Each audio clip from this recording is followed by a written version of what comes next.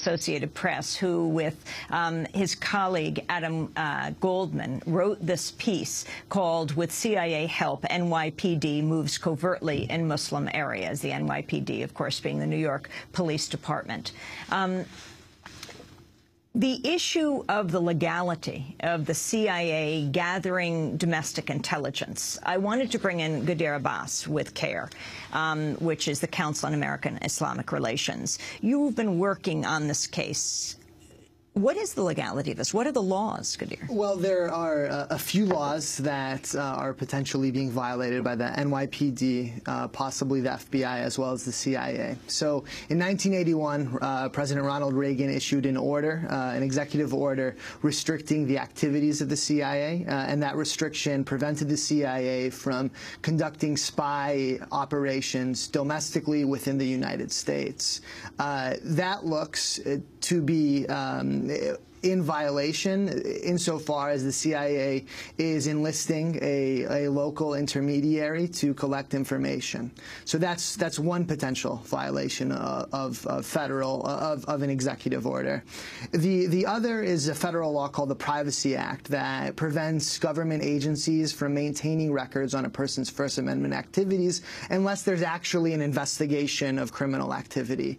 Here, if the FBI or the CIA are maintaining any records that the NYPD has collected, from hookah bars or from local mosques that weren't collected regarding an actual investigation of criminal wrongdoing, that would be a violation of the Privacy Act.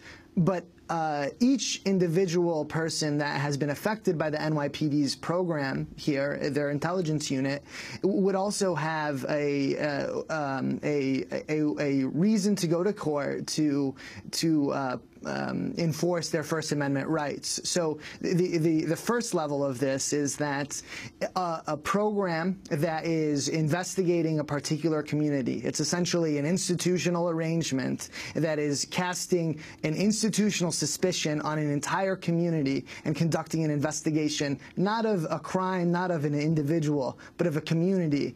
That sends a signal to everyone else that religion is somehow separate and distinct from all of the others, which may be a violation of the Establishment Clause. The government is there to maintain a neutrality, and here we might not be seeing them doing that.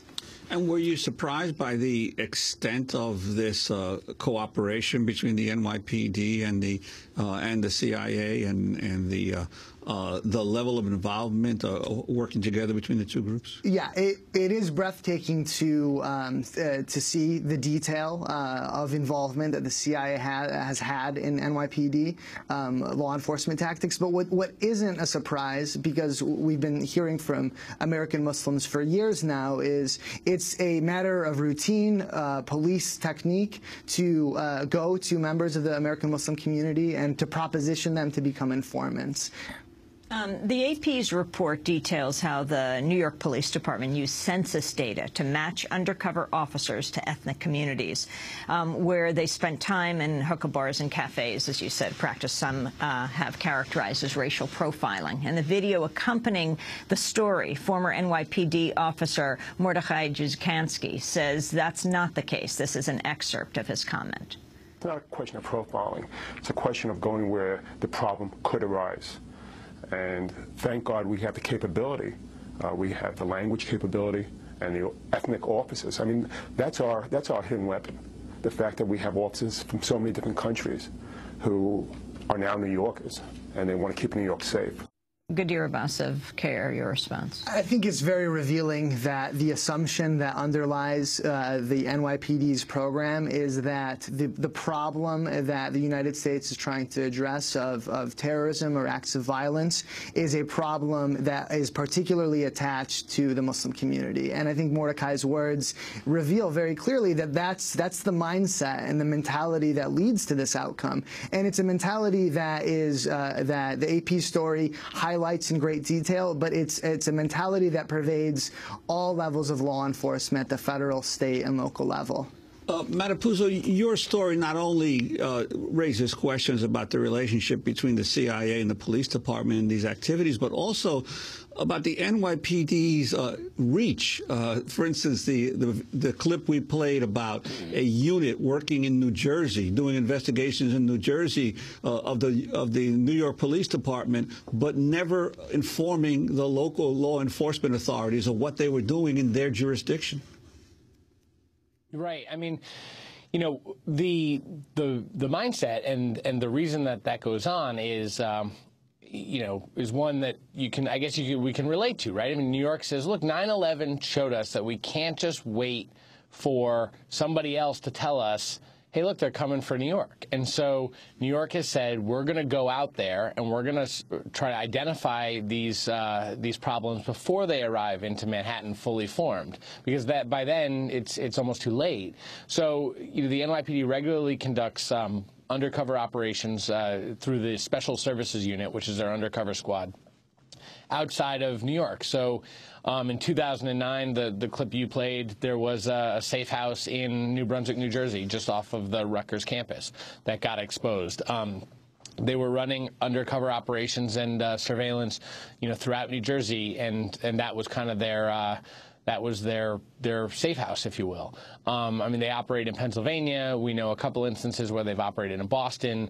You know, they feel like they. Is that right? They operate overseas as well. You know, the overseas program is very interesting. They have officers stationed at 11 police departments abroad. And so if a bomb goes off in, you know, in Jerusalem, you know, the NYPD officers on scene with the local officers asking, you know, how did this happen? How were the warning signs missed? What was the tactics that were used? And oftentimes he'll put the bomb squad guys in New York on the phone with the bomb squad guys in Jerusalem so that, you know, New York can be prepared. You know, while I think the FBI bristles at that, you know, Congress did ask FBI Director Mueller about that, and he frankly said, you know, look, I kind of can't blame Ray Kelly for putting his officers overseas. If I were in his shoes, I'd probably do the same thing. You know, I don't think that, with the exception of the sort of the FBI agents who bristle at the idea of the NYPD having their own foreign guys, I think most people say that the foreign liaison services that NYPD has set up have been pretty good. But the difference with the foreign services is that they've actually gotten an agreement with the local government to have this, whereas venturing into these other states where there are existing police forces of those localities and not even having any sort of relationship or notification to them seems to me a little strange. Right. I mean, they have had a couple run-ins in Boston or in Massachusetts.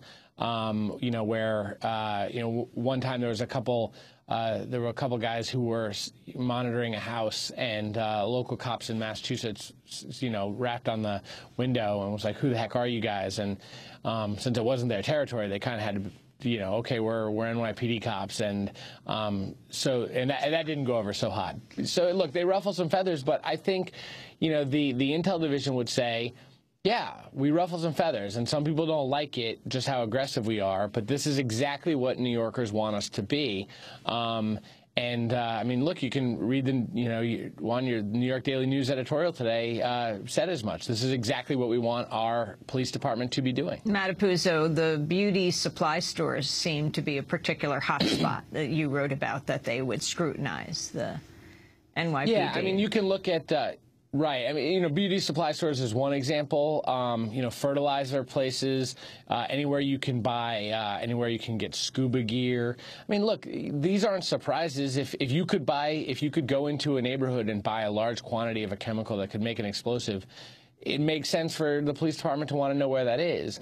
What's unique about the Rakers is they're looking for, you know, the demographics unit is they're looking for those hot spots, but they're also keeping an eye on, you know, all right, well, what kind of books are being looked at in, you know, in this bookstore, or, you know, they go into an internet cafe and they keep, you know, the history files on the computer aren't protected, so you can, you know, you said they called for the names of all the Pakistani cab drivers in New York. They wanted the TLC, the taxi and limousine service, to hand that over. Yeah, early on, you know, before these programs got going, I think there was just this real sense of urgency. There was all these threat streams coming in. There were, you know, the NYPD didn't have any informants, and so they kind of took some really ad hoc, you know, ways of trying to go about getting informants. And one was, they asked the taxi cab commission just to give them a rundown of all of the Pakistani cab drivers so they could look for maybe anybody who got it fraudulently. And then you could use that as leverage to help get yourself an informant. The other way is they looked and said, look, let's just go and step up our traffic patrols in Pakistani neighborhoods. And if you're running a red light or you're, you know, got a broken taillight or whatever, you know, we can use that as the means for a traffic stop, and then see if there's an outstanding warrant or if there's anything we can use here, and then try to flip them and make them an informant. Use that as leverage. You know, they were. In some ways, they were kind of like acts of desperation. I mean, it was what you do when you have no plan, and it's, you know, and it's 3 months after 9/11. I want to ask Adir Abbas his response, but first, David Cohen, the man brought in from the CIA to work on this in the New York Police Department, who then brought in Larry Sanchez, who stayed on the CIA payroll under George Tenet, but was working with the New York Police Department. The New York Times, I have an editorial here from 1997, Warrior Spies calling for David Cohen to be replaced as head of CIA operations in Washington. Then he comes up to New York. I'm sorry, was that for me or what? Yes, it's for you, Matapuzzo. Okay, yeah. I mean, look, Dave Cohen has, I mean, he has a kind of an unprecedented career at the CIA, right? I mean, he was their top analyst. He's the deputy director for intelligence, and then he was also the deputy director for operations, and so he was also our top spy. You know, he's seen it on both sides of the coin, and he really does have an unprecedented resume. He's also an incredibly divisive figure. He's extremely confident. You know, he's very smart, and he's, you know, has quite a, you know, he's known for his profanities. A lot of people don't like him, but a lot of people, I mean, a lot of people do like him. When I say extremely confident, a good example was in a deposition. He was asked, "Do you have any? You're going to present any facts to back up these opinions?" And he said, "My opinions are my facts." So I mean, you know, look, Dave Cohen has a resume to back up, you know, to back up the talk. I think NYPD went looking for somebody with that resume, and they picked David Cohen to run their intel division. And I think if you asked Mayor Bloomberg or Commissioner Kelly, they would say he was absolutely the right guy for the job.